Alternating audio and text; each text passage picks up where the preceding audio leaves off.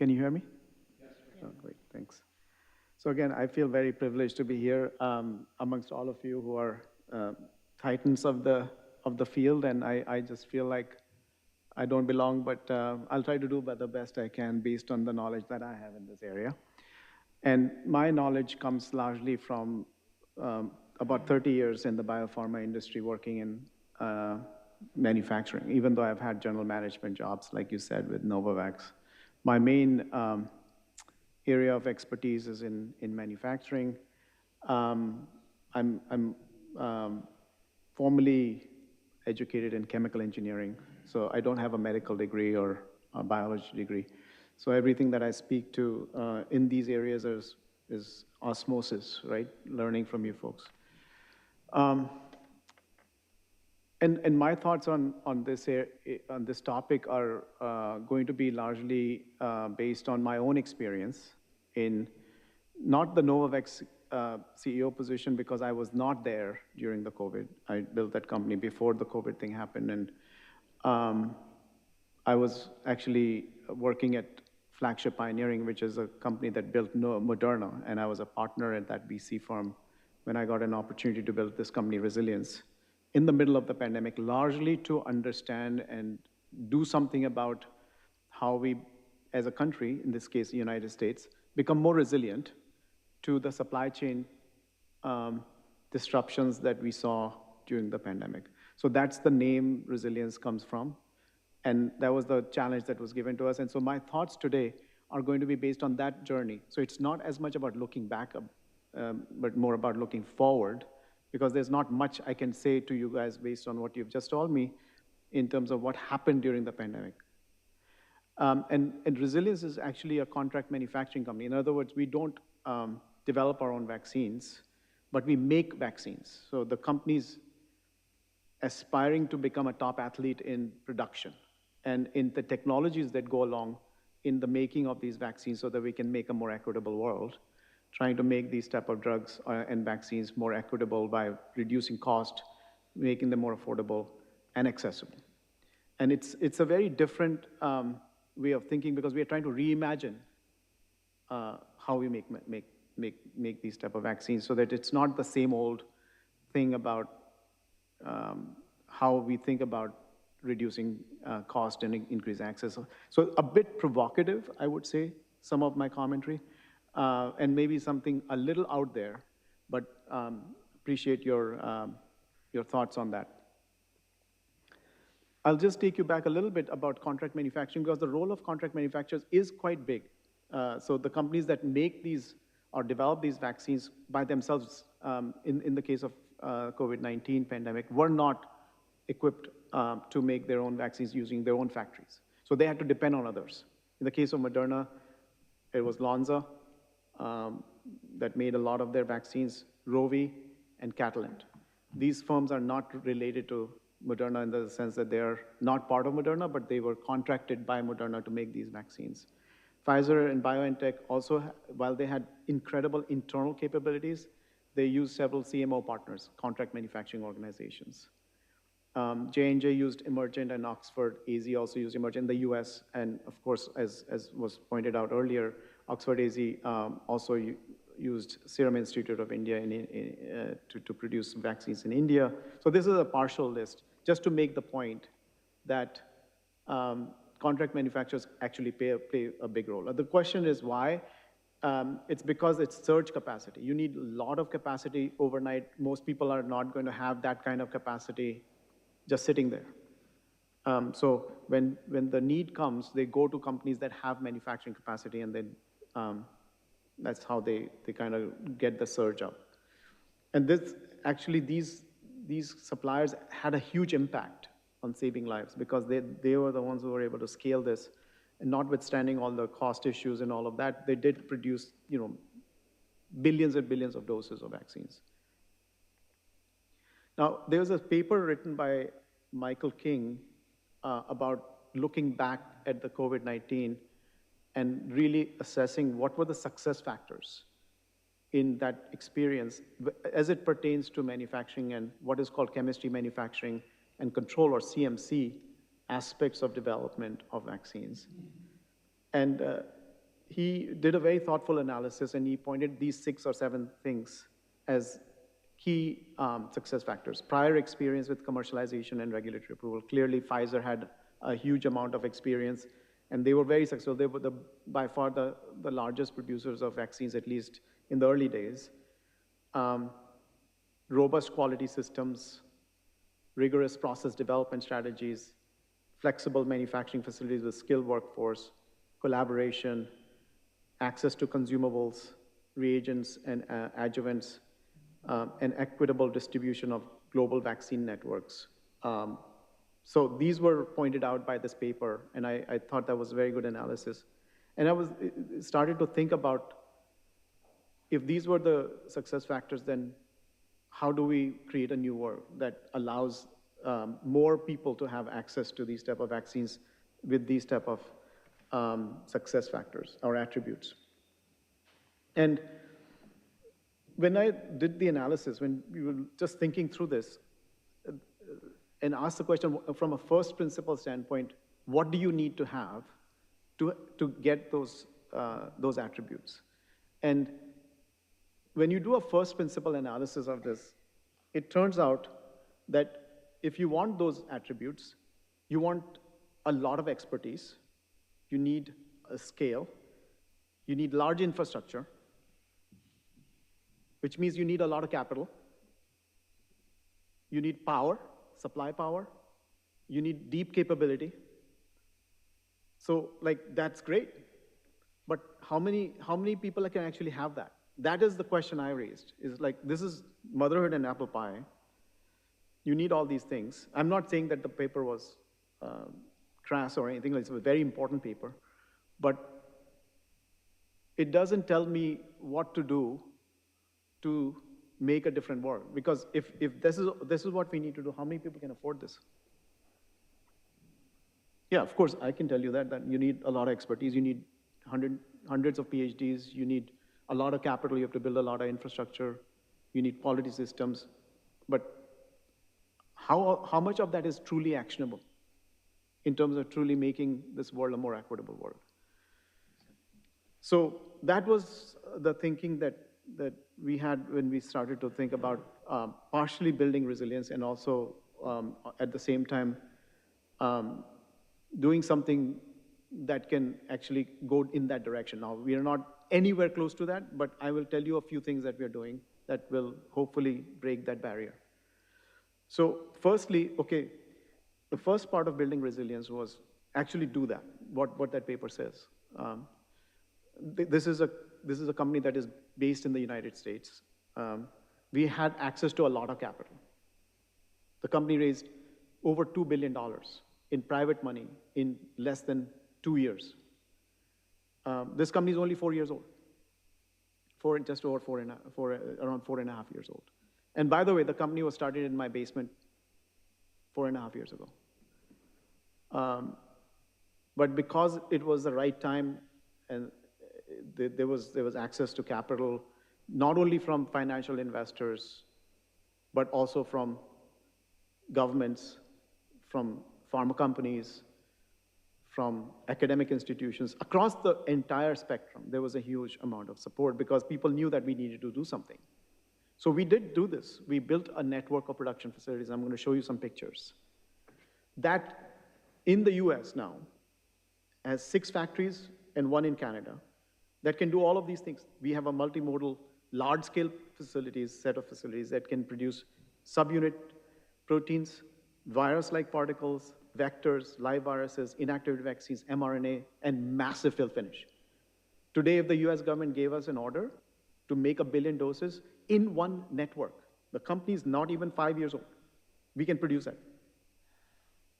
Of any type of vaccine, so not just mRNA, because who knows next time whether mRNA is the right technology or not. The true resiliency comes from this idea that you can make any type of virus, any type of vaccine, and you can fill finish it. So it's an end-to-end operation. We have hundreds of PhDs in this company. The company has 1,700 employees. So there are a lot of very smart people working in this company that know what they're doing. But this is The question is like, what do you do when you don't have a pandemic with this kind of an operation? And you're not going to be depending on a handout from the US government every single year and saying like, I've got all this capacity so that you can be prepared, so please pay me so I can pay my people. That doesn't work. That kind of industrial policy doesn't exist in the US. So obviously you have to find the work somewhere else. And hence the idea of a contract manufacturing is quite good, because you do have the opportunity to produce drugs, not necessarily vaccines, because this is a biomanufacturing infrastructure.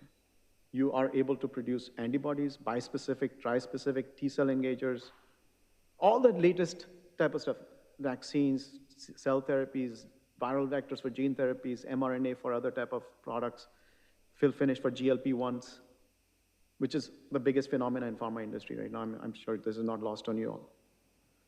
That's what we're doing, so that we can maintain and sustain this network in the US. But US is a very large market, probably the biggest in the world. It is, in fact, the biggest in the world. Well, what do you do in a small country? Can you take this example and say like, oh, we want to replicate this everywhere? People say like, you're out of your mind. So the question is, so what else? So there's a second answer to this that I'd like to propose, because we're doing some work around that. But before I do that, let me just show you what we have done in the US and Canada. These are the factories we have. These are the locations. 2 facilities in the Boston area where I live, 1 in Philadelphia, 1 in RTP, 1 in Florida, in Cincinnati, in Houston, in Toronto, in labs in Bay Area and San Francisco, and San Diego, sorry. And these facilities today are equipped and have capabilities to do multiple things, and you're seeing them in color-coded versions here. But this is very high-quality infrastructure, very, very high-quality infrastructure. You see the pictures here. These are the 3 protein-based vaccine facilities we can use. Toronto, Boston can make proteins. So if there's an antigen that is a protein, you can make it there. And these are, both of them are licensed facilities. They make FDA-approved drugs. Alachua, Florida is probably one of the only places in the US that can make a BSL-3 product, biosafety level 3. It's not making that today, but we have made BSL-2 products there. It can make live viruses. It can make inactivated vaccines. It can make a lot of different types of things that is not necessarily available in other parts of the US. This is a very large drug product facility, which is the fill finish facility in Cincinnati. It has today vials, pre-filled syringes, cartridges, can make 1 billion doses if you make a 10-dose vial. And in fact, this facility was used by AstraZeneca to fill finish their vaccine. We purchased it from AZ in 2021. But today, the way we are sustaining this, just so you know, is because we make GLP-1 drugs. Otherwise, we have 1,000 employees over there. How will we feed these families? We are lucky to have that contract so that we can pivot if there's a need to make vaccines. But right now, this is how it continues to remain sustained. This is our infrastructure for cell and gene therapies. In Philadelphia, we have one of Carl June's companies that we purchased this facility from, who's a sort of pioneer in the CAR-T business, the CAR-T area, from CHOP. In RTP, we have a lentivirus facility. In Houston, we have another facility with MD Anderson, a joint venture that is probably the world's top athlete in making T-cell, what they call, why am I, the ones in the tumor, tumor infiltrating lymphocytes, TILs, tumor infiltrating lymphocytes. That's the one that they're very good in this. And Marlborough, Massachusetts is a gene therapy, AAV, adeno-associated viral vectors. So now, all this is great for the US. It's a very large company, very rich country, there's a lot of work potentially. And we, by the way, in spite of the fact that I've just told you that we have work, not enough. We need more work to sustain that incredible infrastructure, even in the US. And in spite of the fact that the US is peeling off of China with the Biosecure Act. I don't know if you all know what that is, but the US is moving away as much as possible from China because of national security reasons. And so if they're not taking work from China, they're not giving work to Chinese companies, somebody has to catch that work. And so that secular trend is in our favor, but we still don't have. We're still working hard to find more work, to sustain these factories. I'm just being honest. This is not easy. Just because we have facilities, that's not enough. Just because we have capabilities, is not enough. Just because we have equipment, it's not enough. Just because we have some work, it's not enough. Just because we have PhDs, it's not enough. We need the work. But anyhow, that's going on. Now the question is, okay, eventually, fingers crossed, that whole thing is going to work out. But then what do you do for other countries that cannot do this? Any ideas before I jump into my answer?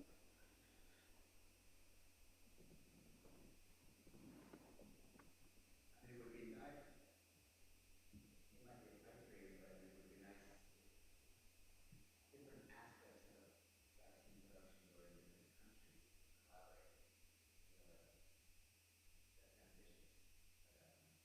be one way for a country to say we have the filling station and someone else has a different aspect of production. But I'd like to hear your answer. No, thank you for offering something.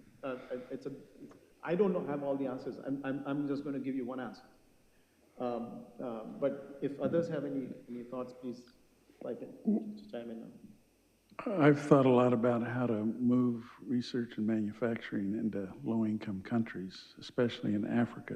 And to me, the bottleneck is if you want to have a sustainable system, you have to be able to have a business plan for small market vaccines.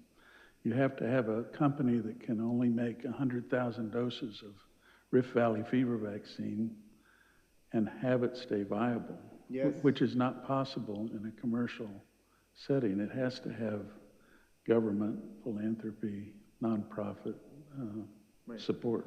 So you just hit upon an important. Sorry, you just hit on an important point. Sorry, did I lose my thing? I want my size back. I wasn't finished.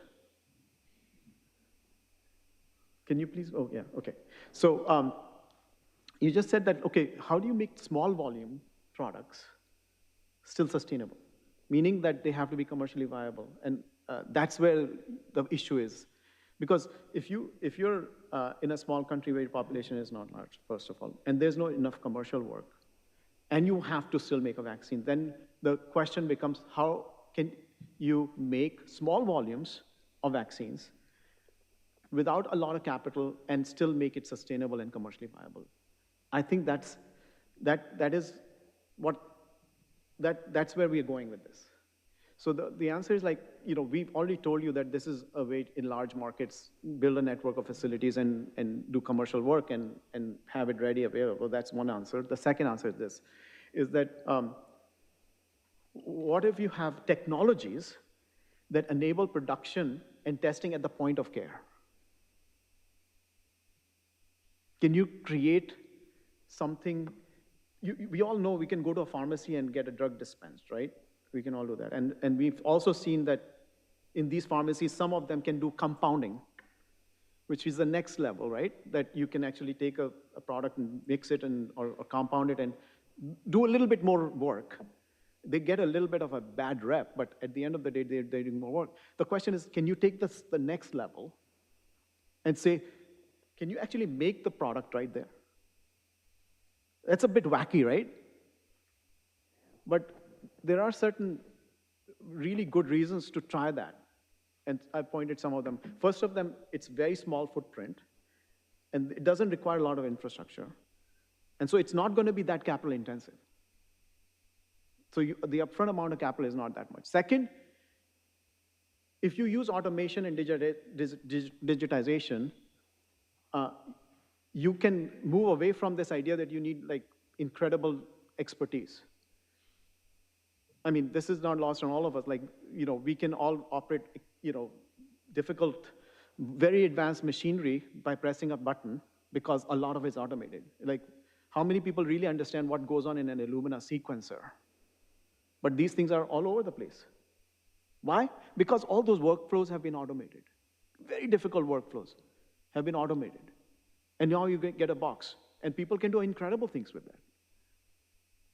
Why can't we do that in what we're trying to do here? So that's the second part. The third part is when you have a box, like an Illumina box, I'm just giving that as an example, when it's not being used, I mean, other than the fact that you've invested in the upfront money to put it on your bench, it's not burning cash. But if you have a factory with a bunch of people and you don't have work for them, it's causing a lot of burn. So when you don't have that and you have a small operating unit that doesn't cost you that much money, then you can have it ready and make it available when you need it. So that's the kind of thinking that we have.